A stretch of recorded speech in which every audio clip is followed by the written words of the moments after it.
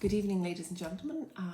My name is Amanda Walsh, and this is my daughter Clíodhna, or as we are in Ireland, in the Irish language, Lemisha Amanda Bernach agus an Calincha Clíodhna. So, ladies and gentlemen, we're here to tell you a little bit about the Irish language this evening. And I've been a tour director with Odysseys Unlimited for a number of years now. I love my job and I love showcasing the Irish language. I do that through my tours and I also do it through my family, don't I? Yeah. So everyone, just to say that the history of the language is something that we're going to talk about. But first of all, I want to tell you a little bit about my history with the language, because I was brought up in Ireland, in Ballybunion. Those of you in the golfing world will be familiar with it. But also I was born in Birmingham in England and I lived there till I was 2.5. And then I was brought home to Ireland by my parents, and my first memory is of my grandfather telling me that Amanda Bernach is Anam Dit, which is Amanda Walsh is your name. And I looked wildly for my mother because this was a new gentleman for me in my life, and also it was words I didn't understand. But he instilled the love of the language in me, and I've continued that through my lifetime. So just to say that the language is over 2,000 years old. You'd be familiar with the Boston Celtics or the Boston Celtics. We are Celts. We have family in Boston, don't we? Yeah. Yeah, we love going to Boston. But that's where the name comes from, the Celts. And we give it a hard C. So the Celts came to Ireland in 350 BC. There was no talk of invasion. They spread throughout the island of Ireland, and they had about 150 kingdoms. And we had a king in each of those kingdoms called a Ree. And then we had an Ordri, which was the High King, and he lived in Tara. And those of you who are familiar with the movie Gone with the Wind, you'll remember that their home place was Tara, and that's where it comes from. And of course, it's a girl's name as well. And some of girls' names have translated across to the United States as well, such as Siobhan, Anya, but they tend to spell them differently over there. But the language is something that is truly important here. But in 1832, we were under British rule. We had been governed by the Anglo-Normans, the British, from 1169. And so the British decided to make the English language the first language. Now, together with the famine, which took place in 1845 to 1851, we refer to it as the Great Famine, as there were others. But we lost 1 million people to emigration, and 1 million people emigrated to the United States, to Canada, and so on. But we lost 1 million people on the roads of Ireland as well, dying of starvation, and they're buried throughout the land. By the 1890s, there were very few districts in Ireland where the language was spoken, and they were established by the government or the Free State in the 1920s. We fast forward there to when we became a Free State, and they are still Gaeltacht areas today. A Gaeltacht area is a grouping of people. They are located in Donegal, in the Galway Mayo Connemara district, in the Cork Kerry district, in the area of the Ring Peninsula in Waterford, and also in a small little town in the area of County Meath. Now, the language is encouraged by several government departments, but it's also encouraged by our education system, because you have to learn the Irish language here from the very early age of 4 and 5 up to 18. And we also have Montessori or preschools in the Irish language. Clíodhna is going to a Gael school, are you not? Yeah. She's going to Gael school, and hopefully will go to Gael Clíodhna. That's an Irish school and an Irish college. So all her education will be through the medium of Irish. And so we also have then a TV station in Irish, we have a radio station in Irish, and we have a Seacht and a Gaeilge, which is a week of Irish, where everyone is encouraged to speak a cúpla focal. Now, cúpla focal isn't a bad word, it means a couple of words as Gaeilge. And with that, Clíodhna is going to recite a poem, and it's about a tradition that we have in the west coast of Ireland on the islands. And we actually have one of the islands behind us here. They're the Blaskett Islands off the coast of Kerry. And Clíodhna's poem is about the Aran Islands off the Galway coast. So Clíodhna.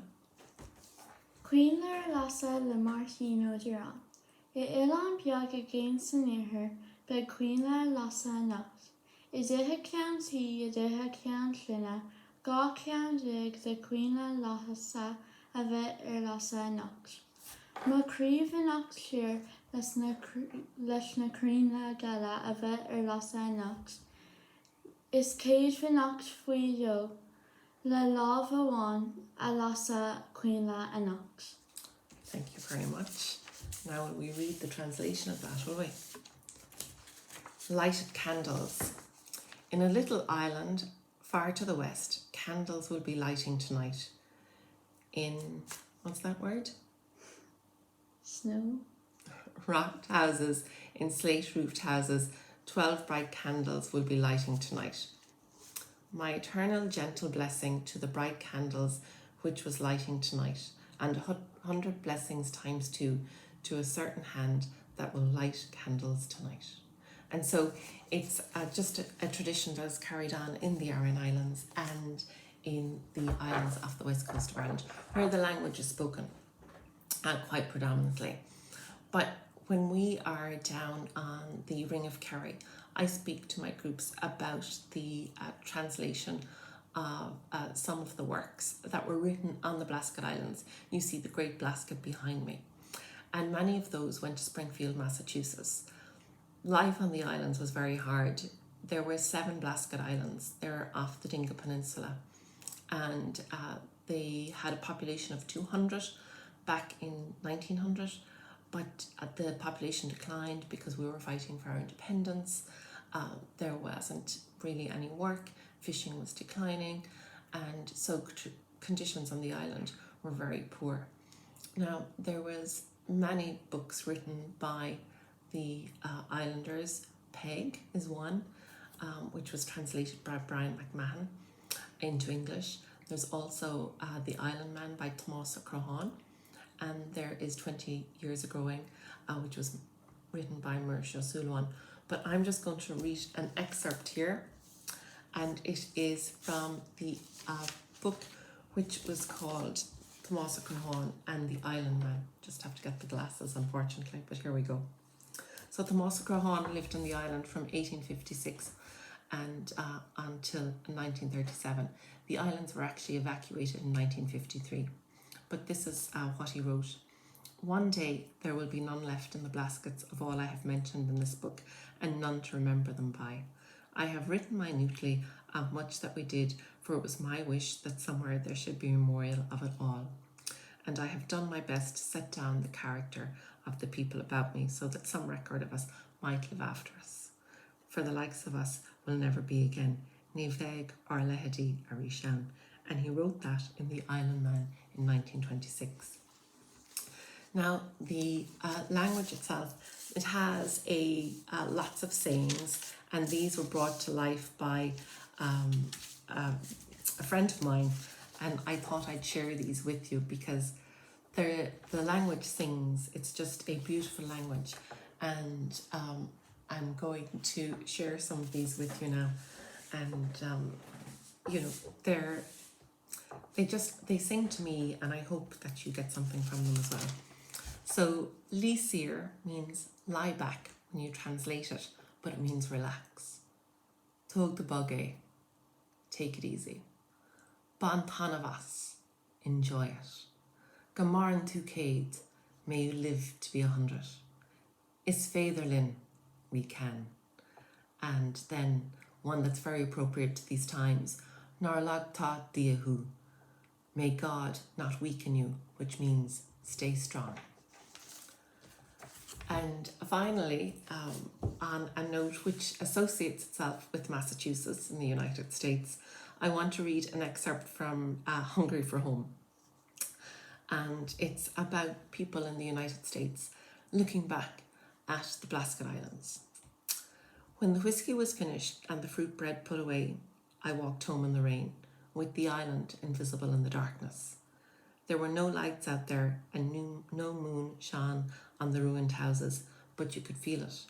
I thought of the Great Blaskett at its peak, crowded with children and dogs and chickens, and the youngsters dancing on the hill while the elders watched, chewing tobacco.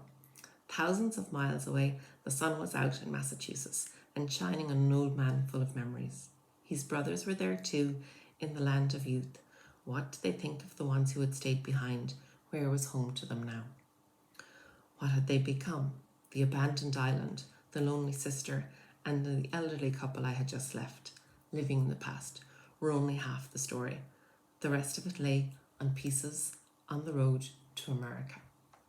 So the language has translated from our shores here to the United States. So you'll often see pubs that relate to the terminology that we have here in Ireland.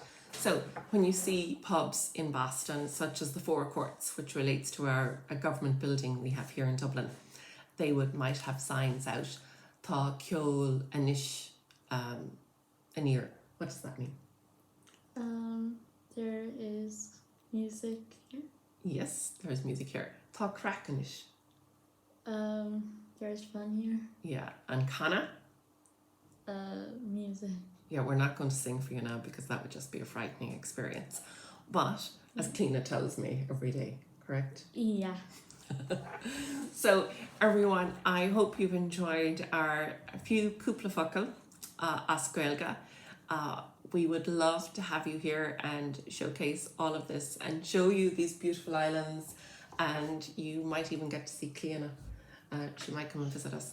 I have to leave you on a note just in relation to Irish names. I always wanted to call my daughter an Irish name, but her last name is Finn. And one of the names I had chosen was Sive, but Sive Finn didn't really go. So we looked at Clíodhna and Ciara, and finally we decided on Clíodhna, which is spelt C-L-I father like Niclef, O-D-H, the D-H is silent, N-A, Clíodhna. And do you know what that means? No. It means well-shaped. She's going to thank me for that in the future. Garamila Mahagat, everyone. Thanks a million for listening. Agus slán. Slán. Slán.